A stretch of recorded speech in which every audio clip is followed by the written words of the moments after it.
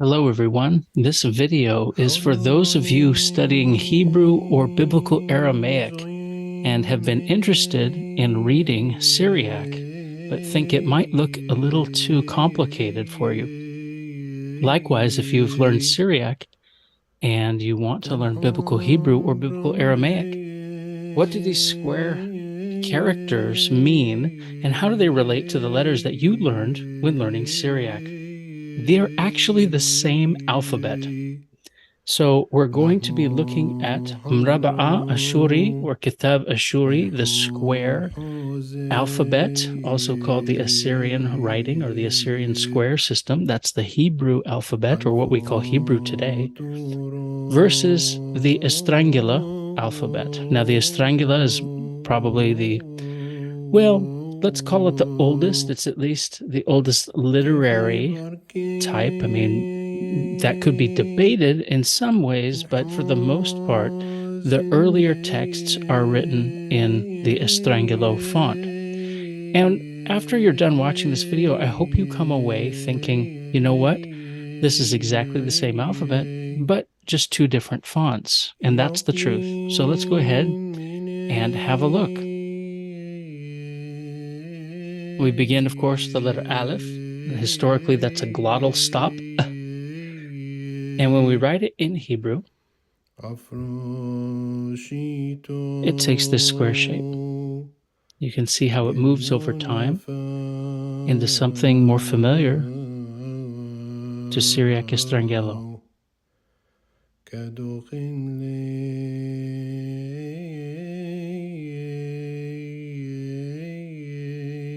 Now the letter Bet, which can be B or V, pretty much looks the same in both alphabets. Keep in mind that the Syriac alphabet is a cursive, so the letters connect.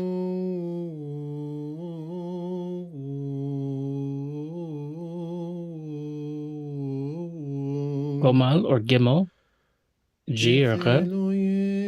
This tail that we see in the square script becomes the tail we see in Syriac. Maybe something like this was an intermediary in the process, in the calligraphic process.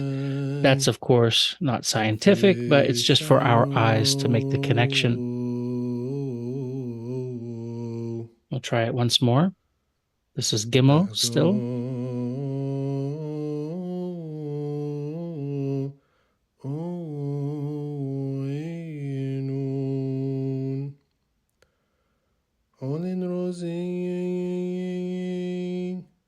Dalet or Dalet is a D or a the sound. In the square script, we have this little edge on the top right that lets us know it's different. But in Syriac, we have a dot in the middle. We have a dagesh dot to let us know that it's D, followed by He, which is the normal H sound.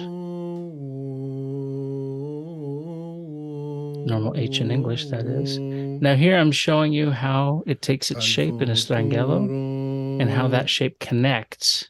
Now eventually on the bottom, that's what it looks like when it's written. Waw or Vav, it can be W, U, or O. In Hebrew, it can be used as V. In Urmijnaya, they would pronounce it as a V as well. Now the bottom one is how it's finally written when it's written in manuscripts in Syriac, but you can see it's just one sort of stroke in the square script. Zayin, picture of a little dagger. Fairly similar, less of a hat or a hilt.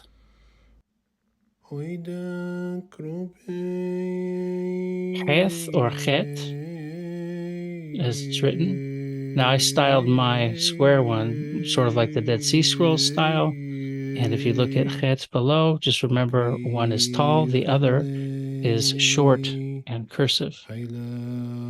Similarly with Tayet, it's an emphatic T sound, a Tha. I could make the top here higher in the Syriac. It's not usually that low, but forgiveness is a virtue.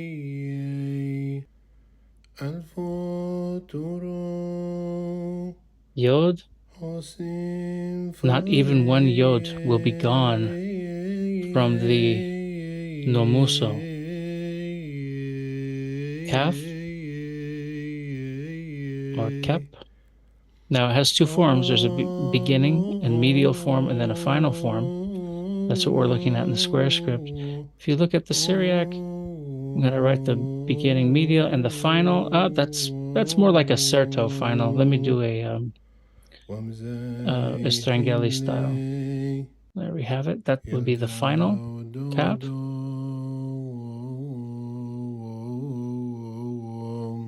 A little bit tougher to see the connection, but it's there. Lamed, the L sound.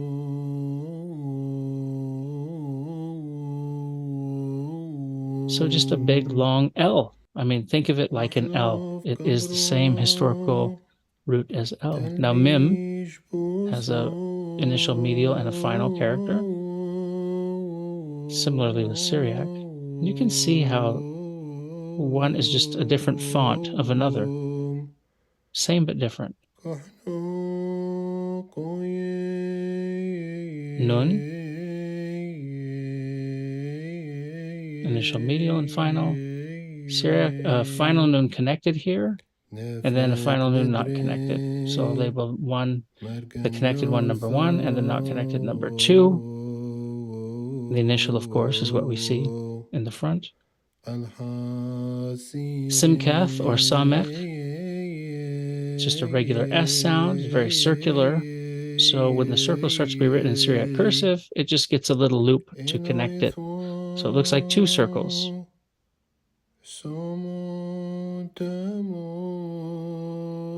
I or Ayin. That looks a little too much like a 4, but that's okay. Look for the little knot at the bottom left on the top. That's the same style as the Syriac cursive. Pe or fe makes the p or f sound. Syriac, however, just has one version. It looks fairly similar. Again, just a cursive.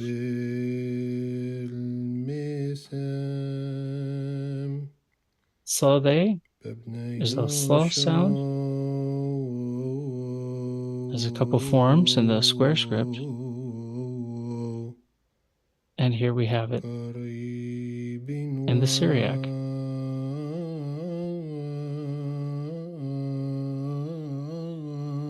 Qoph, the Q. This is the same historical character to our Q in English. And you can kind of see Q there. Resh. Now in Syriac, there's a dot on top of the Resh because the Resh is the top. Shin. Now if Shin were written from right to left instead of those two strokes, it's going to look something like this by the time it gets cursivized. And then finally like this in Estrangelo, like a tabletop.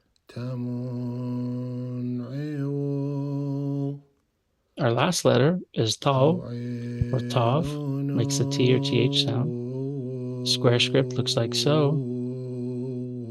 And let's go ahead and move the unconnected version. Move the camera here.